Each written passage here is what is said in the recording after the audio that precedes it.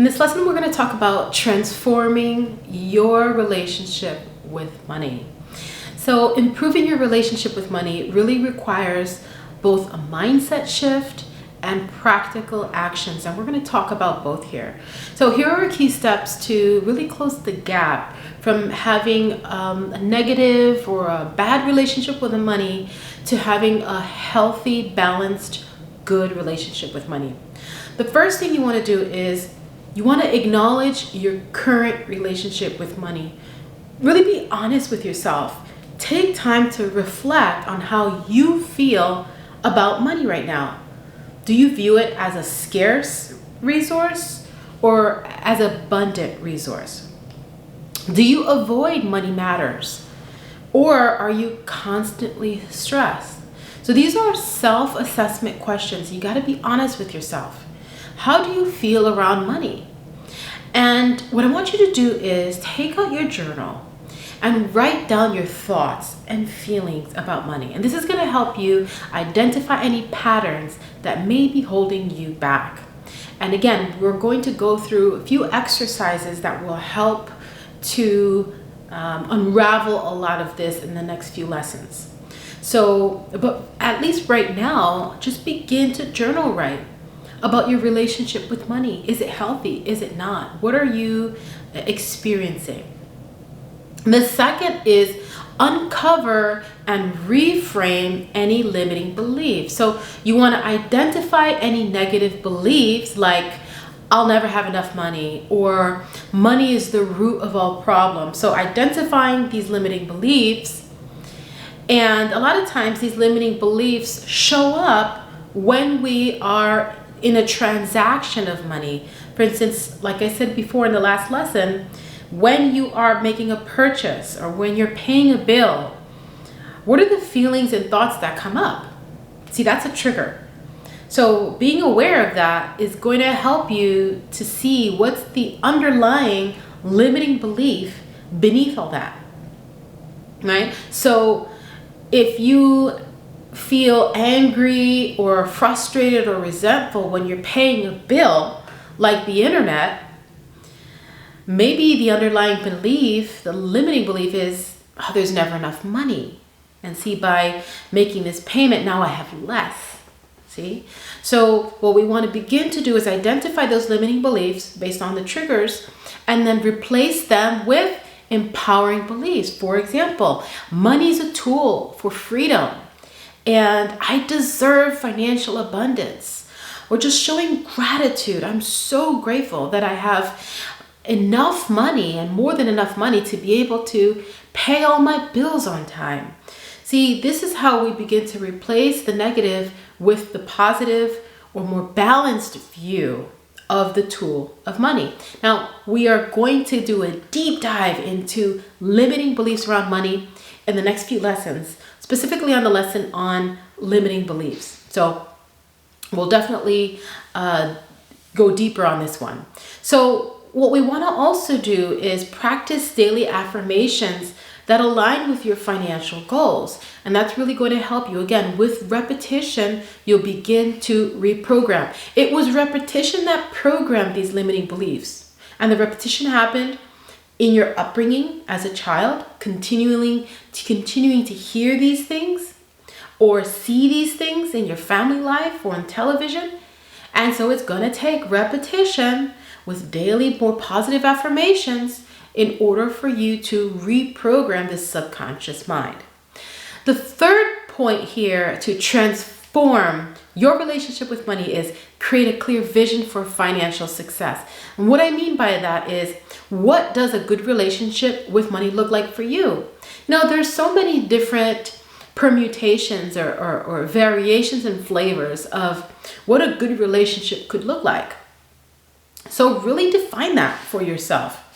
What does a good relationship with money really look like? Define your financial goals, whether it's being maybe debt-free, having an emergency fund, or building wealth for the future. And as you define this, you want to visualize what financial freedom feels like and write down your vision to make it tangible. And this is scriptural, right in Hebrews. It says, write down your vision and make it plain so that the person that walks by can see it. And so what you want to do, and I do that too, I journal write on a daily basis actually what my goals are. I keep that in mind.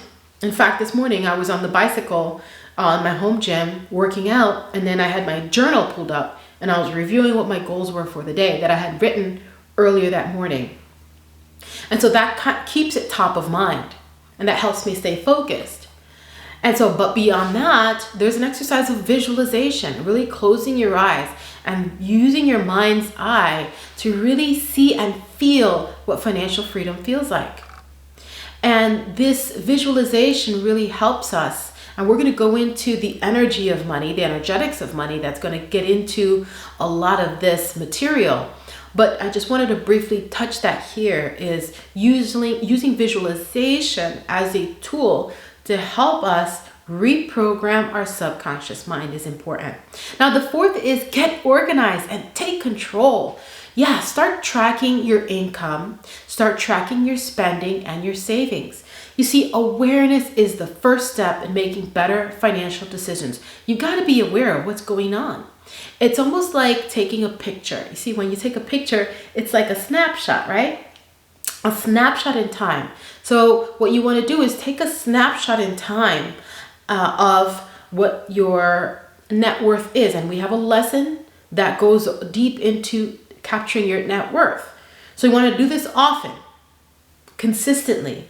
Take a snapshot. What is my net worth based on where you're at, either quarterly, monthly, or weekly? Take that snapshot, because the more aware of it you are, the more inclined you are to fix it. For instance, even this works for weight loss too. The people that what you measure gets improved. The people that weigh themselves consistently are going to make these minor changes on a daily basis, whether it's diet or exercise, to stay on track. And the same thing with you. You're going to want to weigh yourself, okay, and see how you're doing. Set up a budget that works for your lifestyle. For instance, maybe the pay yourself first budget or the 50-30-20 rule. They're great options to consider, and we go through that in this program as well.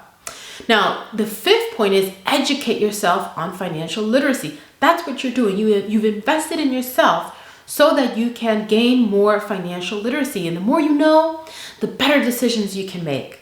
So read books, attend webinars, join programs like this one.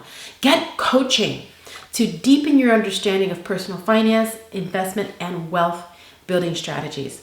Now, the sixth point is automate good financial habits. You want to go from thinking to behaving to getting those behaviors sinking in as habits.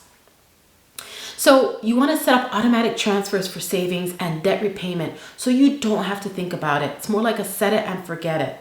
And this is going to build consistency and reduce the stress for you.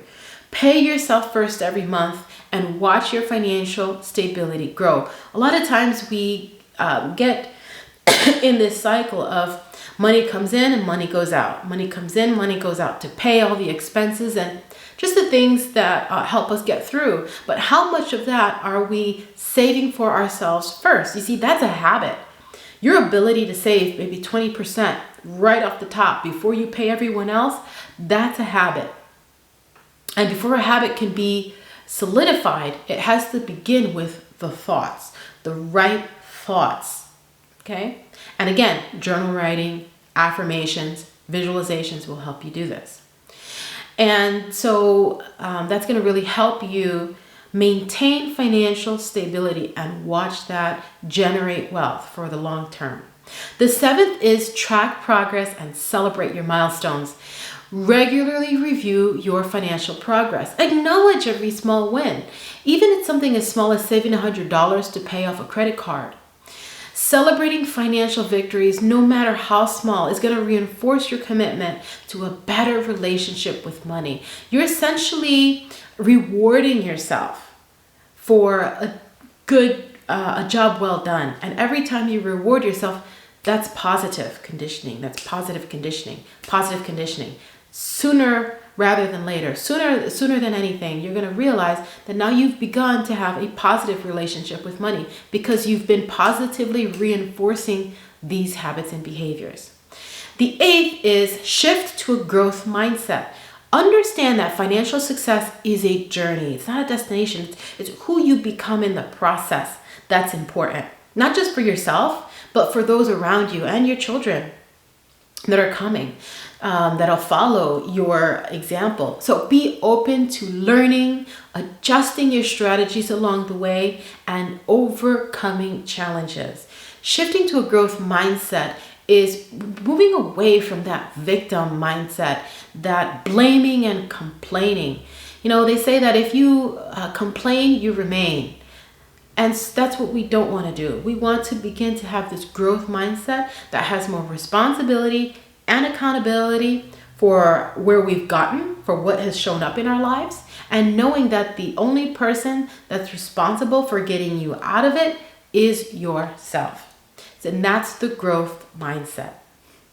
So what that means is you want to focus on continuous improvement, and your relationship with money doesn't have to be perfect, but it should always be evolving. So progress over perfection. Okay? Progress over perfection. It's progress that's going to make you live a fulfilling, happy life and a joyful life. So the point 9 that I wanted to bring up with you in this lesson is surrounding yourself with financial positivity. And that means joining groups that support financial wellness. We've got a coaching program, monthly coaching program that's full of people that are also going through this financial journey with you. So get connected. Follow influencers, mentors, or groups that inspire and motivate you to achieve your financial success. That you're the average of the 5 people you surround yourself with. So you want to be more purposeful with who you surround yourself with. Surround yourself with those that are also on this growth journey. The energy around you is going to affect your mindset. It's a morphogenetic field that really takes place. And essentially what morphogenetic field means is all of those around you really affect your frequency and vibration, affect your mindset, affect your thoughts. And so you want to get around people that have this positive energy so that you are positively influenced.